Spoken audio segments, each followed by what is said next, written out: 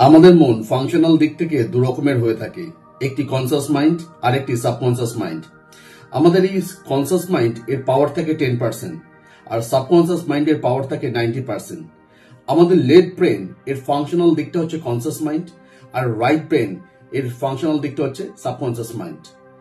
এই conscious mind বা সচেতন মন কাজ করে যতক্ষণ আমরা জেগে থাকি, অর্থাৎ সকালে ঘুম থেকে জেগে ওঠার পর সময় থেকে রাতে শুতে যাওয়ার আগে পর্যন্ত এই কনসাস মাইন্ড কাজ করে।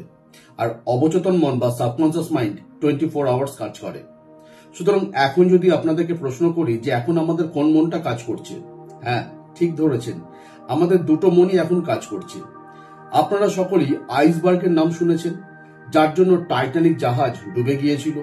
এই আইসবার্গ হলো বরফের নিরেট পাহাড়, যেটি জলের ওপরে কিছুটা অংশ থাকে আর বলা হয় জলের নিচে পুরো অংশটাই থাকে।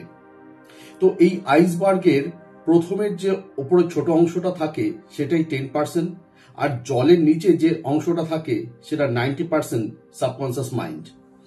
তো আপনাদের মধ্যে এমন কেউ আছেন যে আমাদের সাবকনসাস মাইন্ডকে 100% ব্যবহার করেছেন? হয়তো কেউ না। বলা হয় even the most successful people have hardly used 1 to 10% of their mind. আজ পর্যন্ত যত ব্যক্তি সফল হয়েছেন তারা 1 থেকে 10% মনের শক্তিকেই ব্যবহার করেছেন।